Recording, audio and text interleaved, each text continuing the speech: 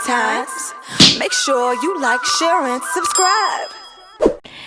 Good morning, good afternoon, good evening, y'all. Today we are eating some sausages, biscuits, and rice, and I have none other than Nate Dog in the building. What up, fam? Anyways, you want to say grace, baby? Father God, we thank you for this food and drink that we're about to receive. We ask you bless it. Bless my wife's hands that cooked it and served it in Jesus' name. Amen. Amen. And say amen again to the people in the back. Anyways, y'all, today we are going to talk to you guys about, divorcing. Yeah. It's pretty crazy what's going on. But I'm gonna start eating. We're gonna eat I'm first. hungry, y'all. Yes, he's starving, so I know he wants to get a bite to eat. I can't talk and eat at the same time. I ain't good at that, so I'm about to max real quick, and then we're gonna get it in this discussion. This is crazy. You bought biscuits. I did. But why you didn't get the honey? I don't remember buying these biscuits. We always buy honey biscuits, the flaky honey, but this is regular? I said he just grabbed something.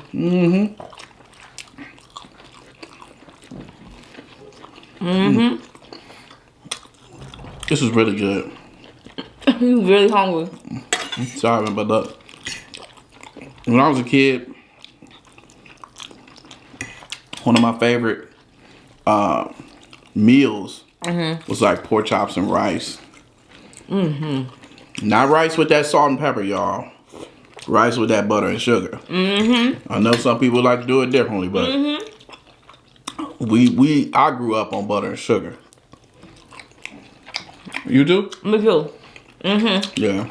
But some way, somehow, people be like, butter and sugar in your rice? They just don't even like that. Be like, what are you talking about? That is the bomb.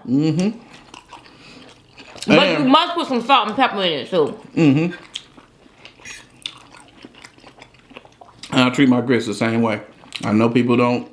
They love to get salt and pepper on their grits, but I do my grits like that too. You know what? People that love so much is the cheesy grits. I don't like that. I don't either. Cheesy grits with the shrimp.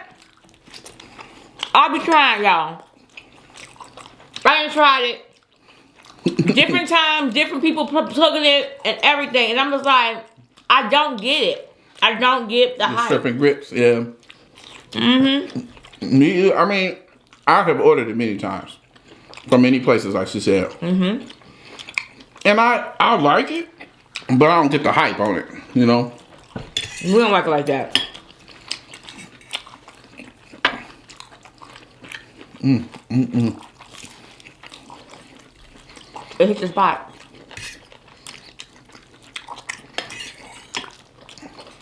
Anyway, guys. I was gonna say. I know Nate had to tell y'all what that about this sauce. You gonna talk about that? Yeah. Let me just do that real quick. Yeah, give me a minute to wrap up here. Oh yeah. Okay. So we had a slight production delay. I know I told you guys that I wanted to get that sauce out by January, and a lot of people got emailed me, and I was telling them into January. We're about a week off, so we're looking at probably maybe week to 2 weeks. So somewhere between first and second week of February.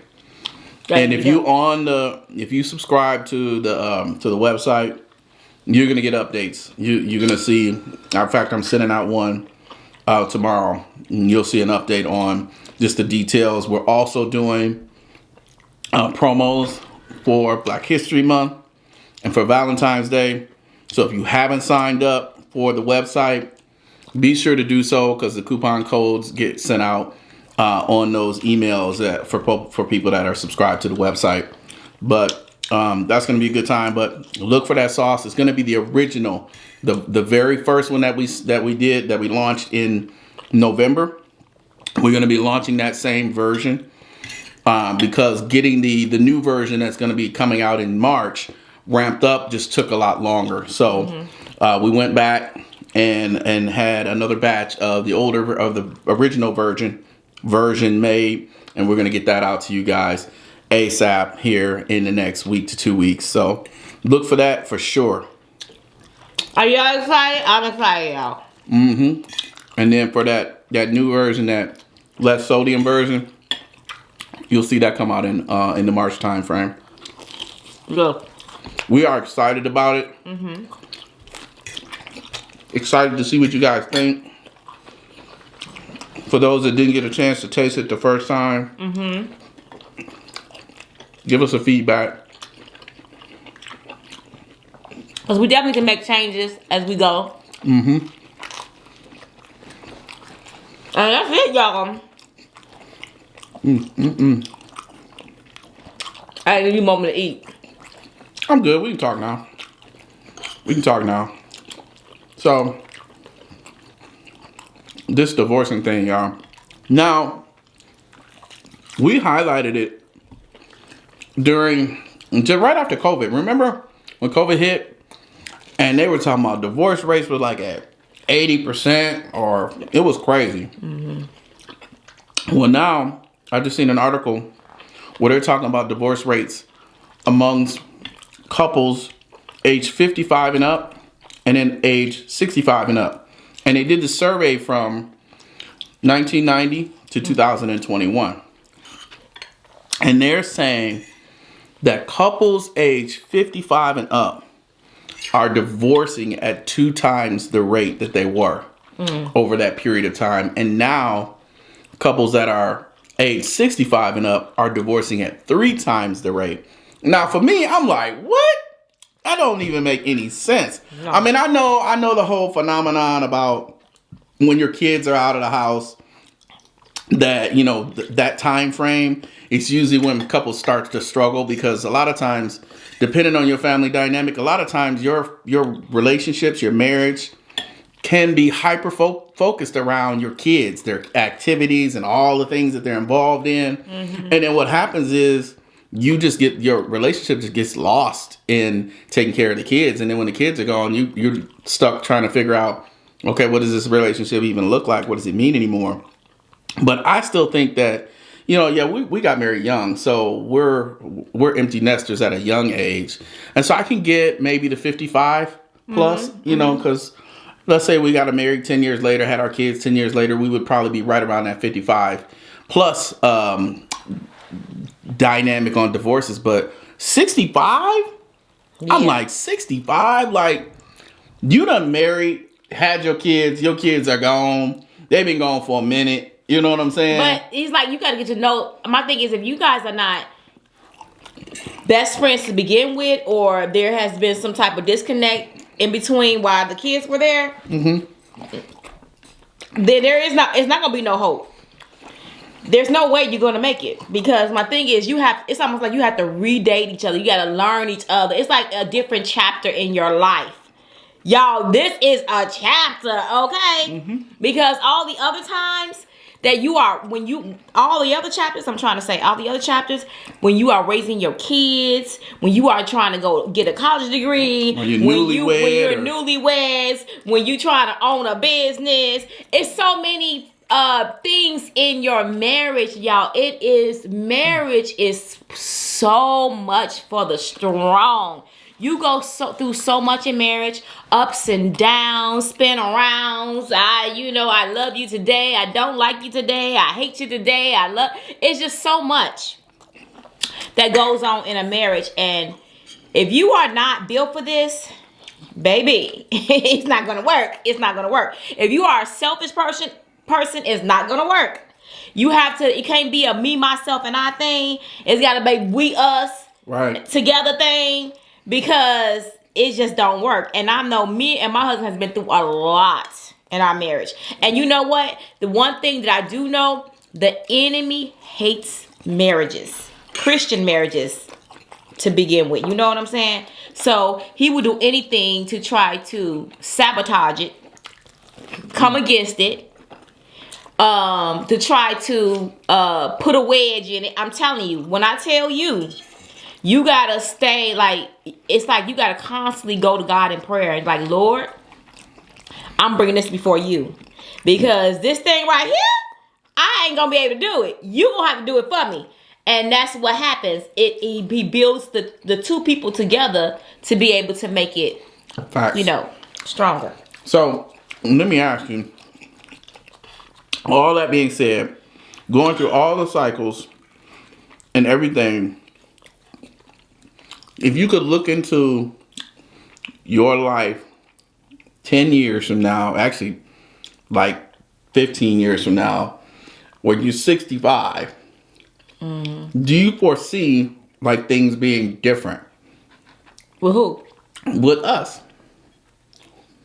Different how? In a way of? In a way where you seeing like, oh, well, we so separated that we looking at divorce or something. Like these people that are 65 and up getting a divorce. No, first of all, let me tell you something.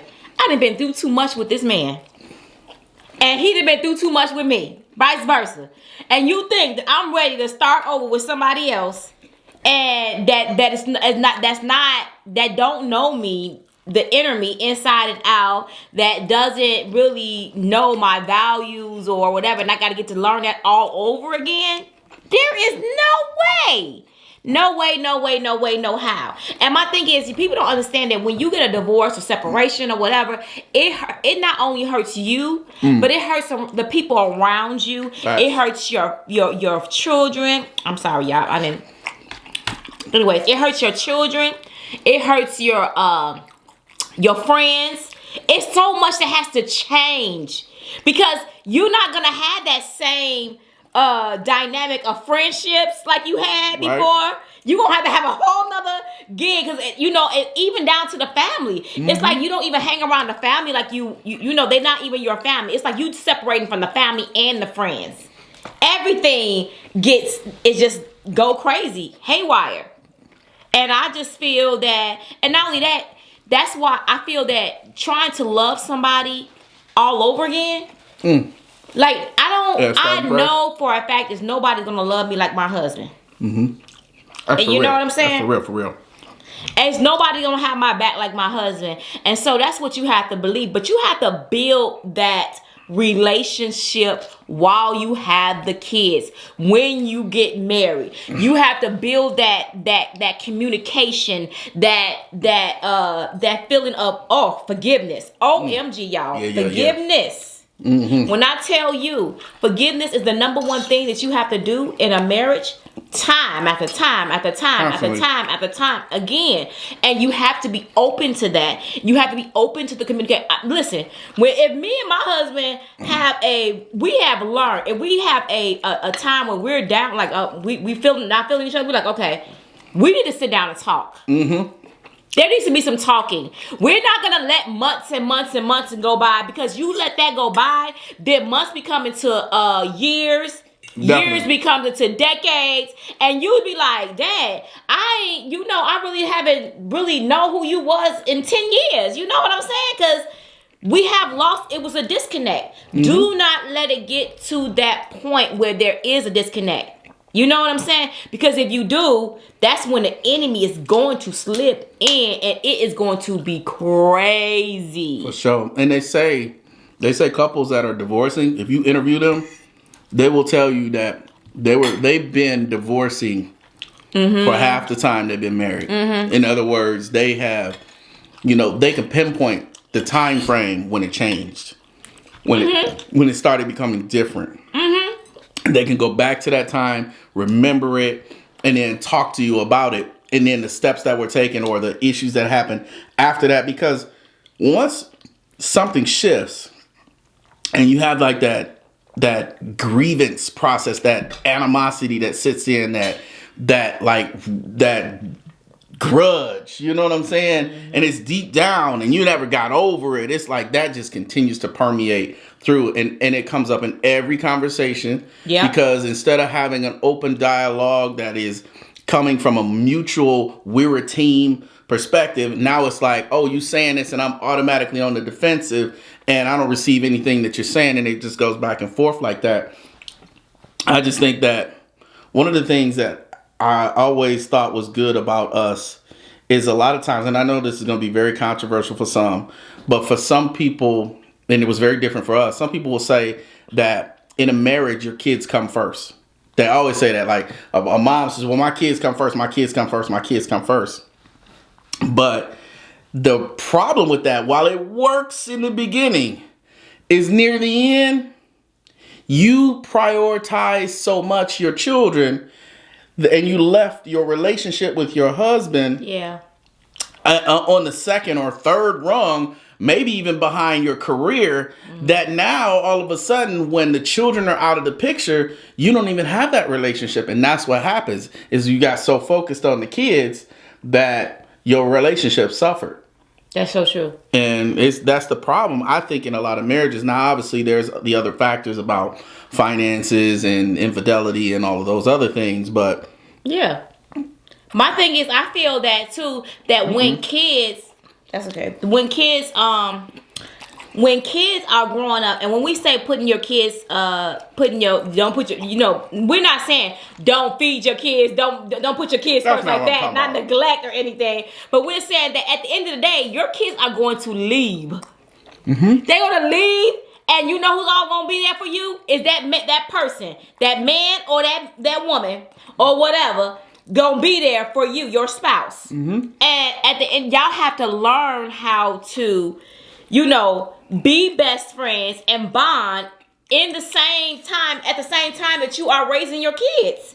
The same time that you're taking care of the kids. You have to learn how to put time aside and say, okay, today I'm going to spend time with my spouse, date night, or spending time, or just having, and even if I know people like, well, I ain't got the finances to do that. And you ain't got to have no finances. You can sit there and just be like, man, baby, let's just watch a movie together. Let me tell y'all. As long as I'm by you, holding your hand. We have gone through that stage where we didn't have the finances too, especially when you're young and you're having kids and you just beginning your career. Obviously you're not gonna have a lot of money like that. But I'm gonna tell you, there's ways to make sure that the relationship stays spicy or have romance times, and you just gotta get creative out here. Listen, when you ain't got no money, you gotta get creative out here. That's what you gotta do. Mm-hmm. And you know what? The creativity got to come from both sides. I know you ladies want the man to do everything when it comes to the romance department, but listen, creativity got to come from both sides. Mm-hmm. Think up something on your own idea. Maybe, do a little picnic in the living room. Hello, because y'all can't go out. Whatever. Do what you got to do. Mm-hmm. Picnic in the living room, but the kids, in another room, or whatever you got to do. You got to make it work. We have done those things. Remember, I used to where you think I'm open up the blanket, and we used to do all that stuff. And then, y'all, not only that, we hardly didn't have no money. I remember times we used to be in Save a Lot and just holding hands like we was the happiest couple ever. And we was literally living off of $20 a month. I mean, $20 a week. For real, y'all. $20, y'all. And we would make these struggle meals, like literally holding hands and we was just so happy. Because we had each other and we had God. It's like, okay, we making it. We are, we're not homeless. We have a home, a roof over our head. We had heat. We had all the necessities. All the necessities. And money don't make you happy. Yes, it does. Money pays bills and it answers and it helps. But I'm telling you, it's some of the richest people out here. That's miserable. Unhappy than a mom. You see some of the richest celebrities getting married and getting divorced in 9 months, 6 months, 3 months. Like, what? You got all the money in the world, but that don't make you happy. Mm-mm. You know what I'm saying? I remember time we used to make. We didn't have like games. We'll make games. We'll take a paper, cut them, and put little things on. We'll just make up games because we didn't have it. We did. I still got some of them games today. Mm-hmm. If I open up some of them boxes, some of the old games that we had, and we'll put on a free kiss. Mm-hmm. We'll make our coupons and everything, y'all. For real. It's crazy. We did all of that stuff. And you know what? That works. As simple as it is, and it costs no money. You get your little shoebox, put a slot in it. Yeah, that's what we did. Shake it up. Let the other person dip in and get out something. Maybe it's a coupon. Maybe y'all playing a game and it's position or something like that. You know what I'm saying? You know, hey, romance any way it comes is good. You gotta keep that. Yep. And I was gonna say, dang, I forgot what I was gonna say. We talking about the games? The games and stuff, but I was gonna say something else. But anyways, yes, one important. But in all, y'all, I'm trying to tell you, it's so good. Oh, I was gonna say the grass is not greener on the other side. Grass is not greener on the other side. People be thinking, oh, if I get rid of him, I'm gonna find me somebody that's gonna be this, and that, and that. Girl, or boy, or whoever, what, when? How? Because sometimes it doesn't work like that. Now, but for those of you that are blessed to be able to say, okay, I've been married twice, third time's a charm, or I may have been married once, it didn't work out, or you know, whatever. Granted, okay, it could happen. I'm not saying it could never happen. Right. But what I'm saying is that it's so much better to be settled and to get to know the person that you've been with for the half of your life. Right. Almost more than half of your life. You know what I'm saying? Getting divorced at 65. Come on. 65 plus. You retired. Like, about to be living alone now. Y'all have gained everything in life together, basically. What is the problem that at 65 plus, you ain't going nowhere? What you doing? You sitting in the house. And who you gonna be with to make it like, I'm gonna make a whole new family and do all this all over again? Or you gonna be alone? And I understand it's nothing wrong with being alone. It's nothing wrong with being alone. I don't think that we're saying that. But what I'm saying is, why you cannot make it work with the person that you're with? And my thing is, if you knew that person wasn't for you, like, cause somebody's like, they're not for me or whatever. If you knew that person wasn't for me, you should have got out a long time ago. But I know sometimes people want to stay in it for, they want to stay in it that long because of the kids, the finances, or the status.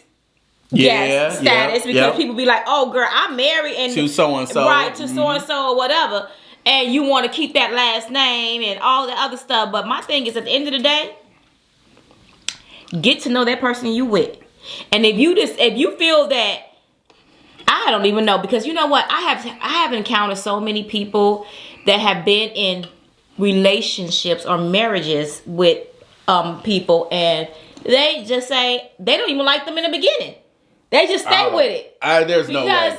Because they feel that, you know, how else, you know what I'm saying? They just stay with it because they don't know what else to do. Or either they be like, okay, I can't do this on my own, because if I separate from him, I can't, or her, I can't take care of my bills. 2 incomes better than one. I can understand that, especially nowadays when everything is so expensive. Better than one. That's why literally people breaking up and they roommating because they can't afford it.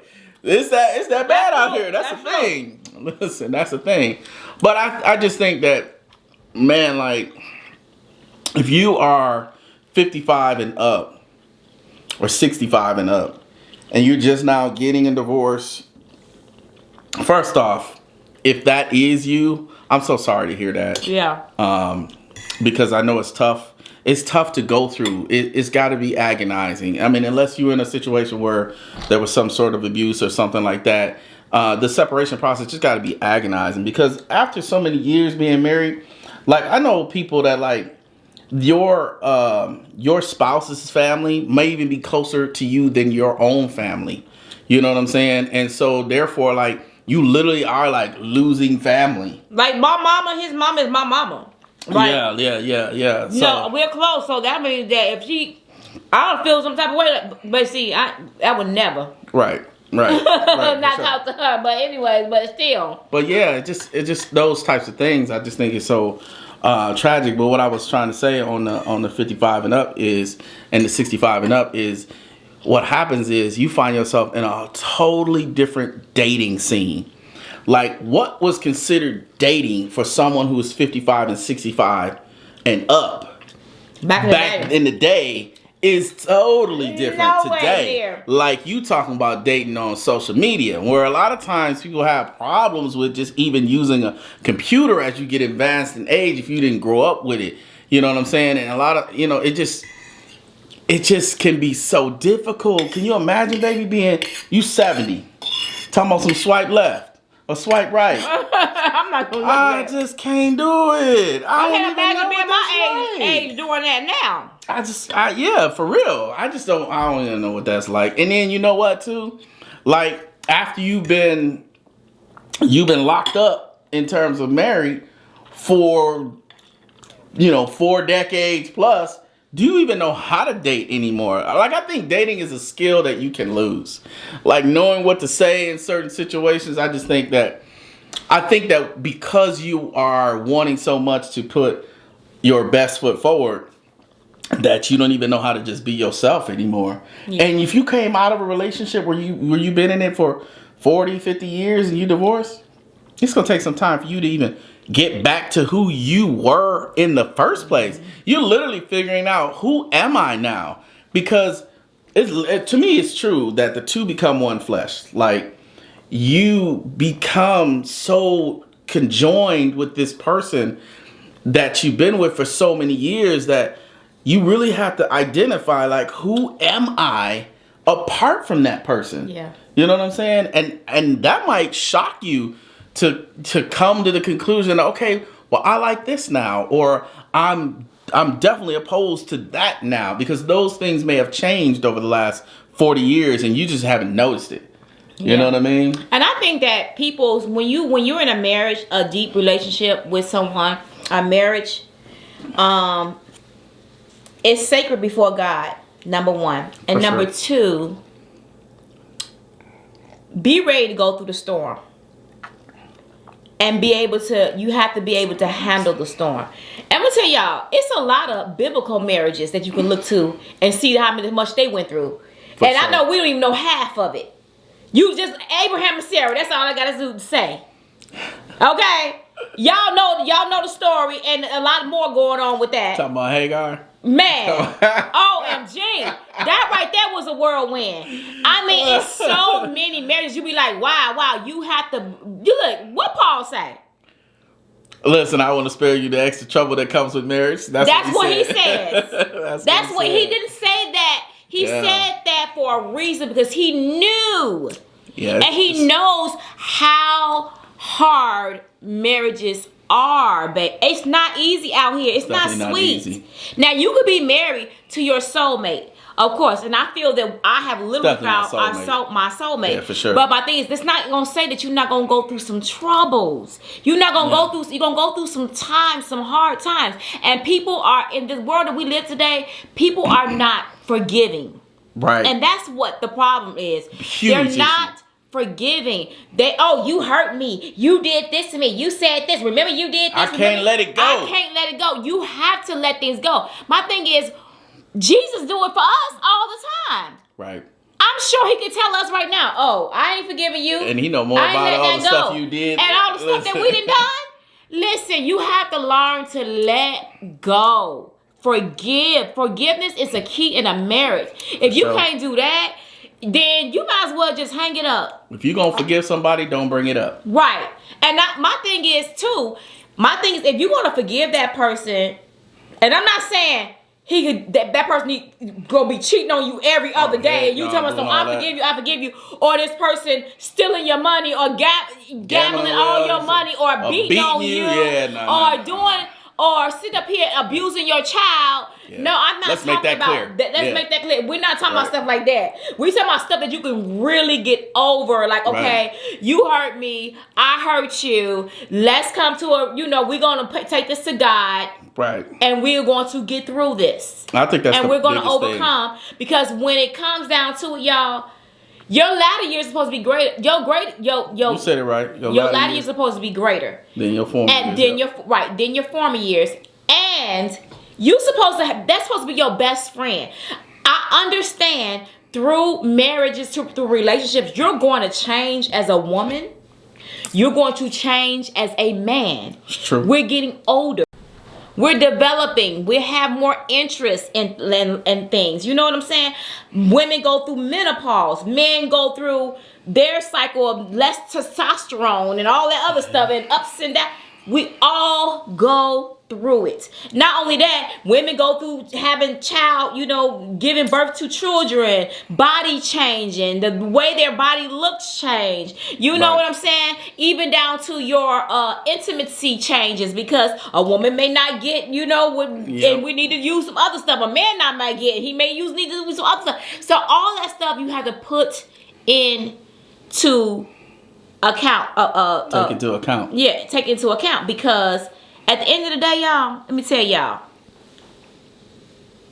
it's not better on the other side. That's all I gotta say. I think if you're not willing to put in that type of work, that's the whole premise behind the vows that you take. Yeah. When they say for better or for worse, when you hear those words and you repeat those words, what are you thinking about when you're saying it? I mean, what does better look like for you? What does worse look like for you? And I think if you're in a position where you want to be married, I think before you get to that place where you're standing on the altar needing to repeat that verse back or that statement back, that you've taken some time to actually figure out in your mind, okay, well, what is the best that it can be and what is the worst that it can be? Because I'm saying I'm in this for better or for worse.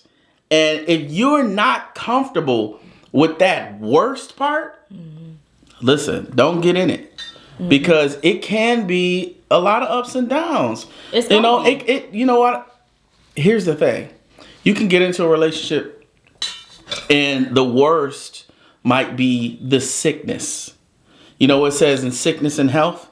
You might have a spouse that has a stroke. Or a spouse that has a medical emergency, a debilitating accident or something like that, where you've gone from being a loving spouse to also a caretaker. And being a caretaker can add a whole different level of complexity and difficulty to that relationship, because you're not thinking of that person as like an equal, partner in this, because now you got to take care of them in some kind of way. And that's where she's saying, and I'm saying, marriage is not for the weak. Yeah. The trials come to make you strong. Yeah. And if you're going through all the stuff, when you're going through, listen, you got to look at it like, okay, how does this make me strong? How can we figure this out together? Because otherwise you're going to be sitting there 65 plus and getting divorced. And not, like I said, it's not ideal. I was just thinking about what you were saying about debilitating accidents and stuff like that, because sometimes in those times, your intimacy... it could be non-existent. Yeah. And my thing is, and even, listen, y'all, I just feel that, and I'm going to just say this for, married people, when you're together, I think that intimacy is very, very important. I think that it bonds you together. It also brings you closer. Yeah. It's an enjoyment that God allows for you to have in order to, bring you closer, to make you feel like more of a connection, a spiritual connection as well. You know what I'm saying? So intimacy is very, very important. And I think a lot of people, even as they get older, they become less intimate with their spouse. Right. And they feel like, okay, I don't want to be with them intimately, you know what I'm saying? Or don't touch me, and they don't bring the same energy they had in the bedroom in the beginning. In some cases they can't.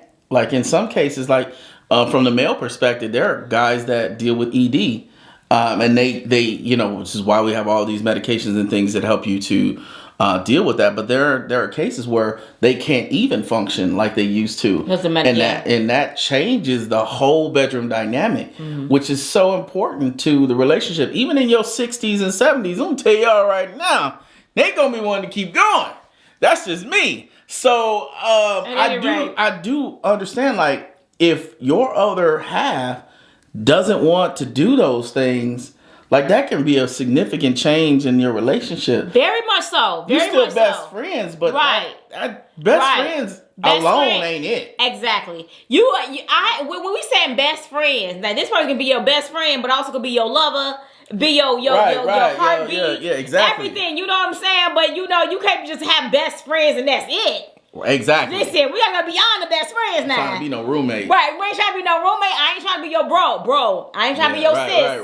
Right. We trying to be like, listen. Yeah, exactly. Let's get it on, But my thing is, if you don't have that can bring up very much of a coldness, a disconnect. Yeah. And I think that I know for me, after I have been intimate with my husband, I feel more of a closeness. Yeah. More of a bond and more of a like, oh, hey, that's my boo. That's my boo thing. Right. You know what I'm saying? Even though you feel that way anyway, but I just feel that it's a different level. It's just a whole different level of connection when you get to that point. But some people completely be done with that. They be like, okay, I haven't had sex with my husband in, girl, 6 months.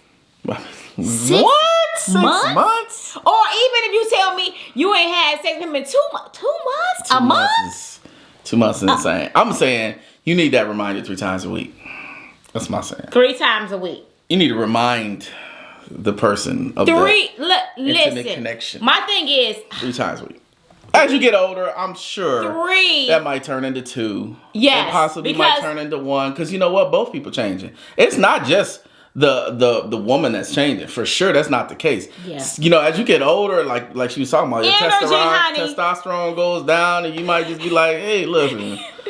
Not only that, the energy. You be sitting up there like, wait, man, I'm tired. I'm tired. I can't. Wait, give me 2 more minutes. Okay, let's go again. Yeah. That's facts, man. That's facts. Yeah, that's facts. because you're trying to keep up. You're trying to do it when you was like you was 20. When you was 20. You ain't 20 no more. You ain't 20 no more. Like what in the world? Listen, Bernie Mac said, "Listen, I ain't doing all that. I ain't trying to be doing all that all the time. I got 3 minutes for you. 3 minutes."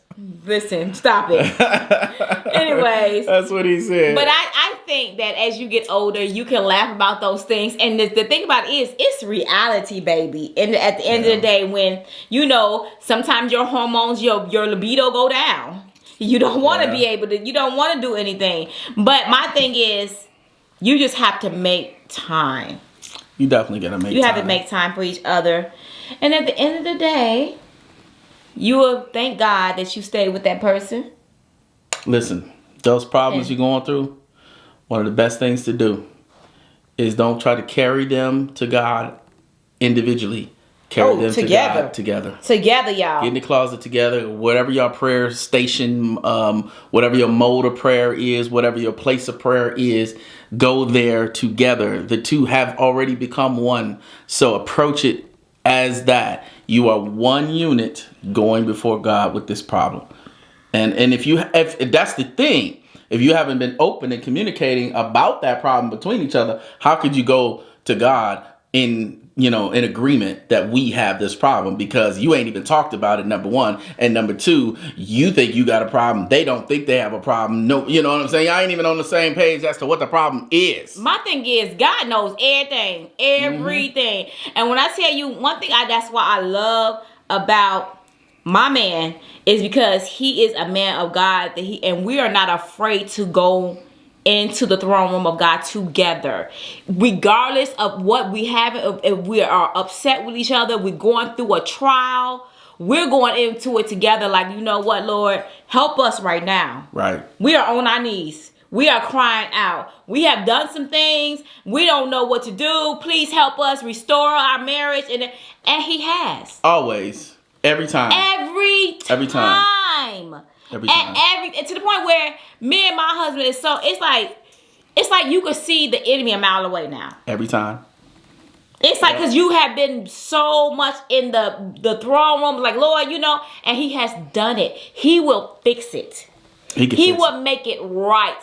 He will make it good where you have no problems. And you'll be like, wow. How did that happen? Yes. You would be like, how did you do that, God? But you know what? He's God. But I think a part of that, right, before you even get to the we're together and we're in prayer together, there has to be some level of you taking accountability for your own actions, taking that to God and saying, Lord, I messed up here and I repent. I'm sorry. You know what I'm saying? And if you don't get to that place where you can take accountability for the things that you've done, you ain't ready for this. You're not ready. You're not ready. Because it's going to always be the other person's fault. But it ain't always 100% the other person's fault. Never. In every situation, there's blame to be spread. There's blame to be had on both parts. And if you can't acknowledge that and take accountability, you are far from getting a result that you desire. Yeah. That's for real. And so we're going to wrap with that. Yeah. And know that you have to, one more thing, know that you have to stay humble. You have to stay in a place of humility. A place of, of learning each other, of learning and constantly learning each other and open to change and growth. You know what I'm saying? Don't think outside of the box. If your spouse said that they're looking to go somewhat other way, don't shut them down. Don't knock them, but they say they want to do that. You be like, what? What's wrong with you? Is you having a midlife crisis? And what's the... Go with it. Just be like, let's talk about this. Let me give me some more understanding of your interest of why you feel this way or why you want to get involved in this. Right. You don't shut them down because that's going to make that person feel like they're not important. And then that push that person away from you even the more. Right. So there's so many things that we can say that happens in a relationship with couples that, listen, you just have to know how to handle it together and mature. And now I'm gonna build on that. And I know I said it was over, we was done, but let me just build on that by saying that you have to protect the integrity of your relationship, even from ideas within your relationship that can tear up your relationship. When she was talking about, your spouse coming to you and something is outside of the box and all this stuff, we talking about within the normal bounds of regular relationship. We're not talking about your spouse coming to you and saying, "Hey, I want to go outside and maybe have a threesome, bring somebody else in." We're not talking about that. We're not talking about that type of We're style. not talking about that because that destroys the relationship. Or saying, "Oh, I want to go open." That's not relationship. That's not monogamy. That's not marriage. Okay, and I know this is what I'm trying to say. For an example, if I say, baby, let's sell the house, let's go buy an RV, and we're going to travel the world, we're going to forget about everything, and we're just going to... Don't you dare tell me you start thinking about that. Don't play with me. Don't know why you looking like that. Listen, I'm looking like, don't you dare. Don't play with me. Listen, yes, you have to be open to all those types of ideas. And you know what? If you might start off completely closed to an idea, but at least have the conversation, open yourself up and maybe explore it. Maybe you're not ready to sell the house and buy an RV and go on a road trip for the rest of your life. But maybe, you know what? You could say, hey, let's go on. Yeah, let's do it. Let's buy an RV and just go on a road trip for 2 months. Yeah, 2 months. Out of the year. And that's it. That's a compromise. That's a compromise. And then you could see all the things you would come up against or how you may feel or, you know what I'm saying? Right. It's like so many things like that where people be like, you can't shut things down, all of a sudden just because that person has a what you think is a crazy idea. Right. Right. Because that makes a person feel like, wow, they don't value my what I want to do. Yeah, exactly. As a person, so yeah. It's so many things, y'all. But at the end of the day, ask God to send you your soulmate. Yeah. That's what I think that people make a mistake doing. Don't be too fast to just jump into a relationship. Yeah. Ask God to send that person to you. I have been praying to God since I was a little girl about my husband. I didn't know who he was, and it was him. And you know what I'm saying? Praying for him. And I was very, very young, but I knew that and when I was younger to do that. Because I know I didn't want to be in no miserable relationship. Even though I knew, even though I didn't know that marriage was so much work. I don't think anyone you don't know until you in it. knows what it's going to be like. I mean, there may be instances, true though, that where you live through where your mom and dad have been married for multiple years, decades, and you've witnessed a lot of trauma in that relationship. You might see the hardships, but a lot of times in those situations, you don't see the solutions. See it. You just see them arguing and doing all these things. You don't see you don't see the good parts that come out of that and the compromise. You may see a lot of hard stuff, but you don't see how they got through the hard stuff. A lot of times, it's just be like, well, I didn't get a good example of how that was supposed to look. And people think that a marriage is supposed to be like, oh baby, I love you, thank you, honey, baby. All the time. Honey, no, baby, no. Today I like you, tomorrow I don't. Okay, and that's Facts. Real. Facts. And but see, like that, I like my husband. I love my husband. That's my baby. I am in love with him. Because sometimes there's a difference between love. I love you. Are you in love with me? Because there's a difference. It's definitely a difference. I am in love with my husband. And I like my husband. And even now, it's like this is the third chapter of our lives. And I'm telling y'all, when I tell y'all we are having an amazing time, the bond is just... It's unbreakable. It's on another level. And I just want to say, I love you too, baby. Thank you. I'm in love with you too. Thank you. Thank you. Yes, I am. Look, you give me them googly eyes. I know when you give me them googly eyes. Dang, I'm like, okay. Yes, what we gonna do after this video? Yes. Hey, that's a good thought. Anyway. Yeah. I forgot what I was gonna say. I know you forgot what you was gonna say. At any rate, but we had an amazing time. I took him to go see the Commodores and the Spinners. She did, y'all. She surprised me with tickets to see the Commodores and Spinners. And you know what? I really, really enjoyed that. Yeah, I know. We enjoyed that. That was such a good show. It was so fun, y'all. And I saw the look on his face when he was like, hey! I know, I grew up with them songs. I love that. He's old soul music. I just love that, And so when they came, I didn't even tell him until up to the point, and I was like, man. And I just told him, I got these tickets for you. Because sometimes, like he said, sometimes a woman can take the initiative and make the plans. You know what I'm saying? Surprise the husband. Like, okay, he's been working hard. Let me get this for him. Let me tell y'all have to work hard, but play even harder. Yeah. Okay, so I just make sure that I provide the entertainment for him to make sure that it's a stress reliever for him. It really was. It was a really good time. And it was easy. Yeah. It was in town. We didn't have to fly anywhere, do anything. It was easy. We did catch a hotel, even though it was in town and we could have drive home. Yeah, we did. But it was like, we had nice drive dinner home from downtown. Yeah. And then because we had afterward we went to a nice steak dinner. We had a good time. Yeah, it was a nice time. And then we went to a hotel, and then we got up the next day. What we go to? The next day, I don't even know what we did. It was one of those. What? Wait, did we leave the next day? Oh, we only stayed one night. Yeah, we stayed one night. But we had a late checkout. We did a late checkout. We did a late checkout. And then we went and got something to eat. Yeah. And then we came home. Yeah. But y'all, I tell you, it's just little things. You don't have to do a lot. And I say a little goes a long way. Being thoughtful or doing something. There's so many things you can do, and you don't even have to have money. Right. And I know people always say, well, I don't have no money for that to be able to please him. It's, y'all.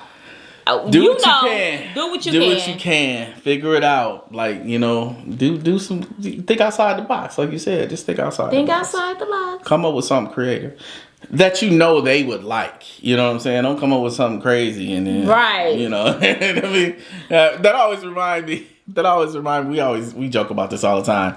That when Stella got her groove back, when Tay Diggs would splash that water on, and it was so awkward, ruined the whole mood. And sometimes me and him would do that. We would have moments where we see other couple or somebody, or we're watching something, and we're like, baby.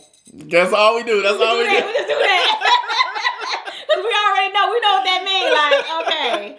That was one of them moments. I don't know about that one. Yeah. But anyways, y'all, that's all we really had to say. We thought that was interesting because he told me about this last night. Literally. Yeah. Just last night. This video is coming out today. Today is Wednesday. 31st or something. Yeah. Oh, and also, well, I'll tell y'all because I know some of y'all ain't made it to the end of this video. But my husband went with me to get my breasts ultrasound. your exam. Yeah, my breast exam, my breast ultrasound, and it came back good, y'all. It was 3 cysts. Thank God. Thank God. It was on my left breast, and it was 3 cysts that they found, but it was nothing. It's nothing. They said they don't worry about it because people get those all the time. They would never be cancerous or whatever. So thank God for that. Me and my husband, I thank God my husband went with me because he's like, oh, anytime they find something like that, I'm coming with you. Yeah, no matter what. And so he supported me in that, and we prayed before I went into that room.